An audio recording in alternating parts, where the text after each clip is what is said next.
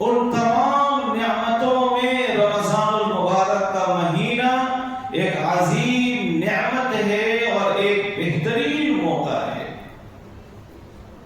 رمضان المبارک کا مہینہ اس امت کو صرف دیا گیا ہے، اس امت سے پہلے کسی بھی امت کو نہیں دیا گیا، اور اللہ تبارک و تعالی نے جو یہ مہینہ دیا ہے اس امت کو اس لیے دیا ہے تاکہ اللہ تبارک و تعالی اس امت کی مغفرت فرمائے۔ اللہ یہ نہیں چاہتے کہ اس امت کا کوئی فرد جہنم میں جائے۔ یہ امت جنت کی مستحق ہو، مغفرت اس امت کو حاصل ہو، اسی لیے اللہ تبارک و تعالی نے رمضان کا مقدس مہینہ اس امت کو عطا کیا ہے۔ اور رمضان کا جو یہ مہینہ ہے یہ بڑا عظیم مہینہ ہے۔ اس کی عظمت کا اندازہ ہم اس بات سے لگا سکتے ہیں کہ قرآن کریم جو اللہ کا کلام ہے، قرآن کریم جو نبی مصطفیٰ صلی اللہ علیہ وسلم کا ایک معجزہ ہے، قرآن کریم جو اللہ کی صفات میں سے ایک صفت ہے، اللہ نے اپنے کلام کے نزول کے لیے اس مہینے کا انتخاب کیا ہے۔ جیسا کہ دوسرے بارے کی اس آیت میں اللہ نے بیان فرمایا، شہر رمضان الذی انزل فیہ القرآن، رمضان کا مہینہ وہ ہے کہ جس میں قرآن نازل کیا گیا ہے۔ اس کے ذریعے سے اللہ نے اس ماہ کی فضیلت بیان فرمائی ہے کہ اس ماہ کے اندر قرآن کا نازل کیا جانا یہ اس مہینے کی فضیلت کی، عظمت کی علامت ہے، اور یہ اس بات کی دلیل ہے کہ اللہ تبارک و تعالی کے نزدیک اس مہینے کا بڑا مقام و مرتبہ ہے۔ چنانچہ اس مہینے کی آمد سے پہلے ہی نبی مصطفیٰ صلی اللہ علیہ وسلم کا ارشاد گرامی ہے کہ اللہ تبارک و تعالی کی طرف سے یہ انتظامات کیے جاتے ہیں کہ جتنے بھی سرکش شیاطین ہیں ان سب کو مقید کر لیا جاتا ہے، ان سب کو اریسٹ کر لیا جاتا ہے، قید کر لیا جاتا ہے، اور جہنم جس کے 7 دروازے ہیں جیسا کہ قرآن کریم میں ہیں، وَلَهَا 7 أَبْوَابٍ، جہنم کے تمام دروازوں کو اس پورے مہینے بند رکھا جاتا ہے، کوئی ایک دروازہ بھی نہیں کھولا جاتا۔ اس مہینے کے احترام میں اور استقبال میں جنت کے تمام دروازے کھول دیے جاتے ہیں، کوئی ایک دروازہ بھی بند نہیں کیا جاتا۔ یہ جو اللہ تبارک و تعالی کی طرف سے انتظامات ہوتے ہیں وہ اس مہینے کے احترام میں ہوتے ہیں، اور روزے داروں کے احترام میں، کہ جو بندے روزہ رکھ رہے ہیں ان کے روزوں میں کوئی خلل واقع نہ ہو، ان کے روزوں میں کوئی پریشانی نہ ہو، اس لیے اللہ کی طرف سے تمام سرکش شیاطین کو اریسٹ کر لیا جاتا ہے، اور جہنم کے تمام دروازے بند کر دیے جاتے ہیں۔ اس کا مطلب یہ ہے کہ شر کے تمام دروازے اللہ کی طرف سے بند کر دیے جاتے ہیں، جنت کے تمام دروازے کھول دیے جاتے ہیں۔ اس کا مطلب بھی یہ ہے کہ خیر کے تمام دروازے کھول دیے جاتے ہیں۔ تو شر کے تمام دروازوں کا بند کرنا، خیر کے تمام دروازوں کا کھولنا، یہ اسی لیے ہے تاکہ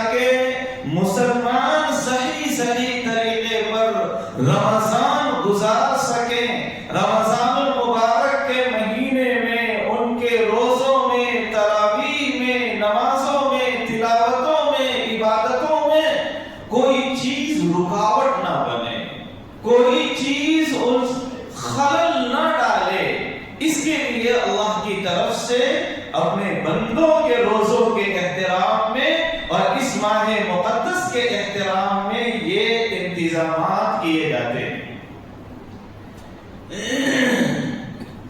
اور پھر اللہ تبارک و تعالی کی طرف سے ایک آواز لگانے والا فرشتہ آواز لگاتا ہے، یا باغی الخیر اقبل، اے خیر کے طلبگار، اے بھلائی کو تلاش کرنے والے آگے بڑھ، اقبل آگے بڑھ، یعنی جتنی بھی زیادہ سے زیادہ آپ بھلائی تلاش کر سکتے ہیں، بھلائی کے کام کر سکتے ہیں آپ، وہ تمام کے تمام بھلائی کے کام اس مہینے کے اندر ضرور کریں، وہ تمام کے تمام نیکیوں کے کام آپ اس مہینے میں ضرور کریں۔ اور دوسری آواز اس کی طرف سے یہ لگائی جاتی ہے، وَيَا بَاغِيَ الشَّرِّ أَقْصِرْ، اے شر کے طرفگار، اے گناہ کے عادی بس کر، اقصر بس کر، رک جا، یعنی جو جن گناہوں کے اندر تو مبتلا ہے ان گناہوں کو چھوڑ دے، ان گناہوں سے منہ موڑ لے، ان گناہوں کے اوپر اسٹاپ لگا دے، ان گناہوں کو روک دے، ان گناہوں سے باہر نکل، آنکھیں کھول، اور اللہ کی رحمتیں جو نازل ہو رہی ہیں اس مہینے میں، اللہ کی مغفرتیں جو نازل ہو رہی ہیں، آسمان سے جو برکتیں نازل ہو رہی ہیں، ان کو اپنے دامن مراد میں سمیٹ۔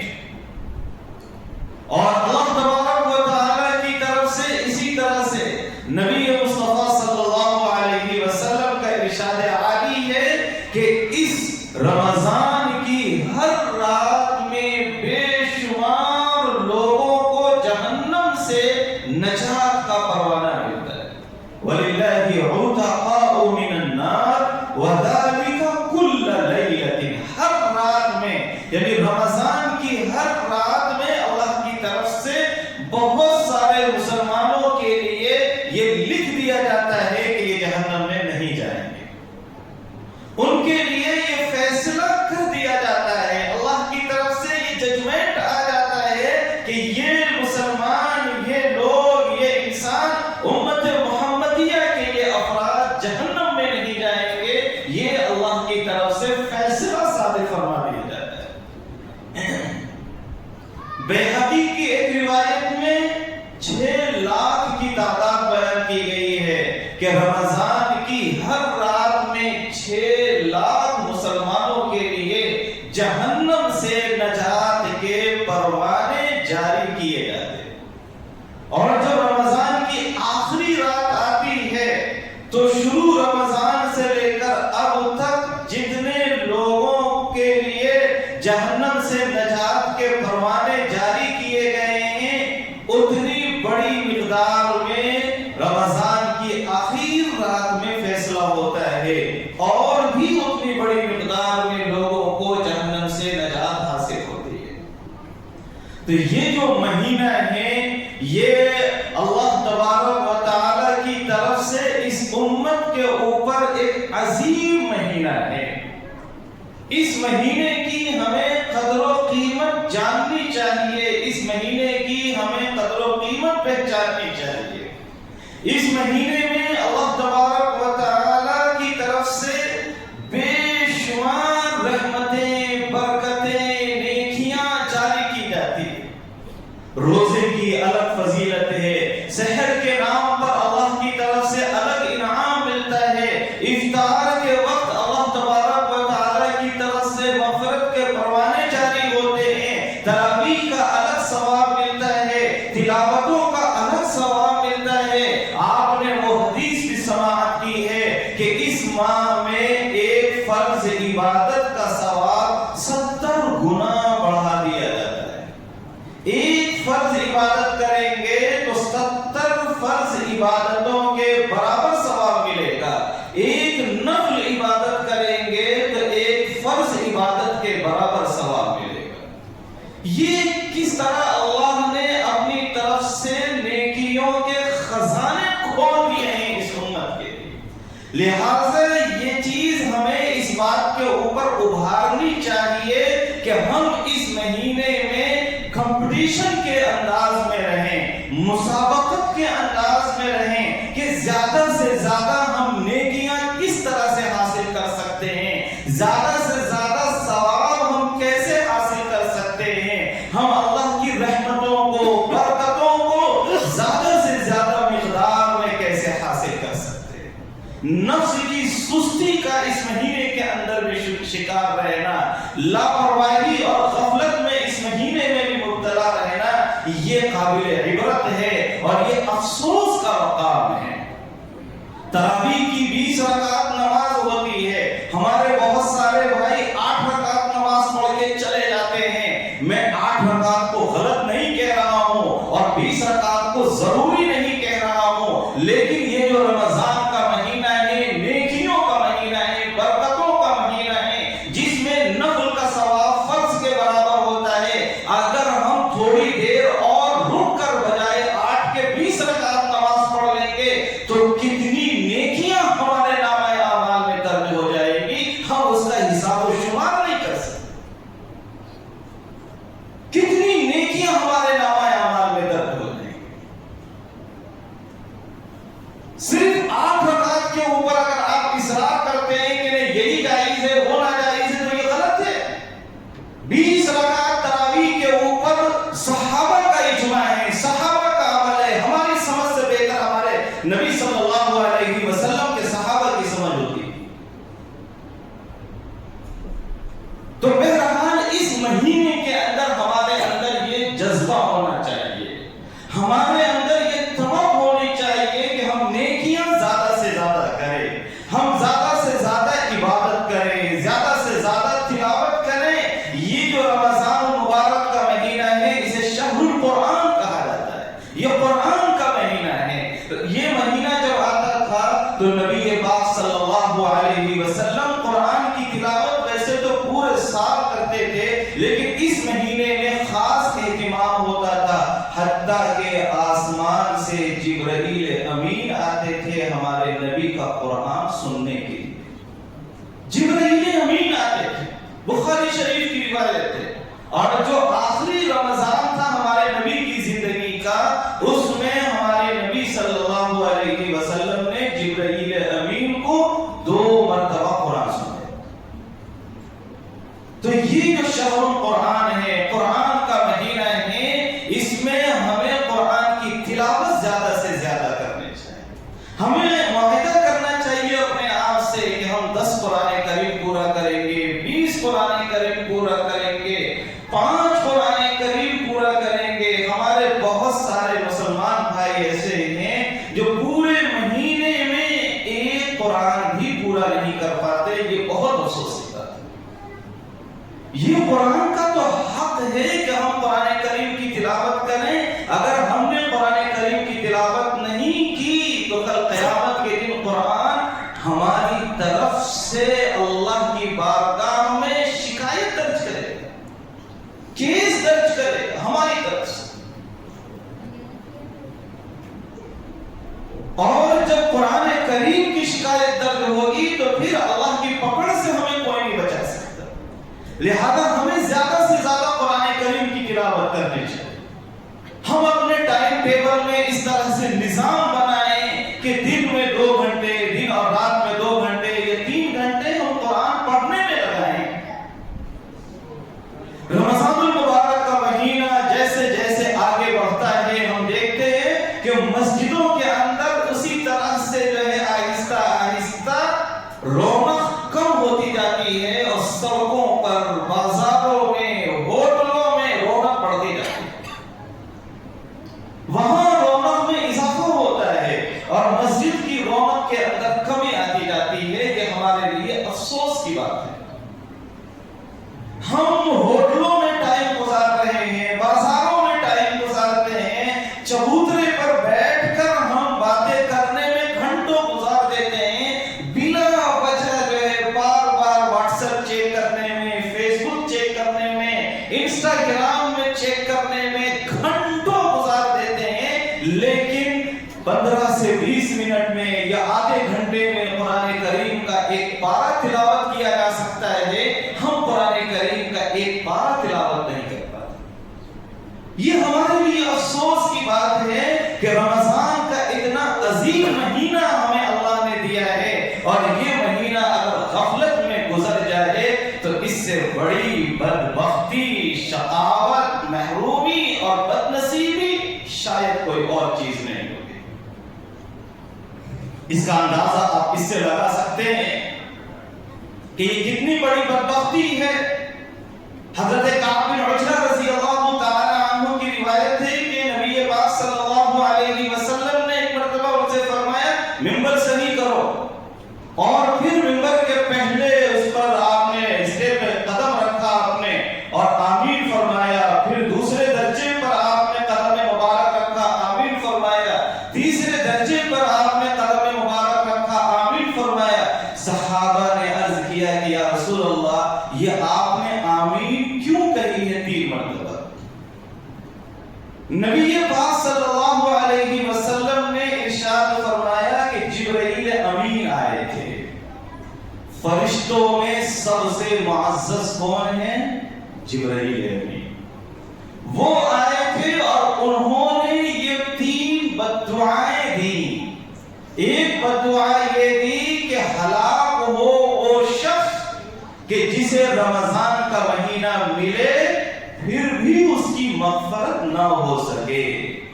جہنم سے نجات کا جو سرٹیفکیٹ ہے اس کے نام ایشو نہ ہو سکے، ایسا شخص ہلاک ہو، برباد ہو، اس سے بڑا محروم اور بدنصیب کوئی نہیں. یہ بددعا کس نے دی؟ جبرائیل امین نے، جو تمام فرشتوں کے سردار ہے. اس بددعا کے اوپر آمین کس نے کہی؟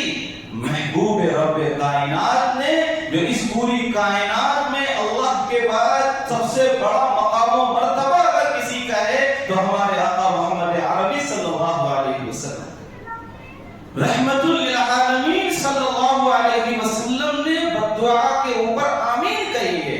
جبرائیل امین کی بددعا اور اس پر رسول اللہ صلی اللہ علیہ وسلم کی آمین، کیا اس بددعا کے قبول ہونے میں کوئی ذرہ برابر بھی شک اور شبہ ہو سکتا ہے؟ تو ایسا شخص کہ جس کو رمضان کا مہینہ ملے اور اس کی مغفرت نہ ہو سکے، اس کے بدبخت ہونے میں، بدنصیب ہونے میں، محروم ہونے میں کوئی شک و شبہ نہیں ہو سکتا.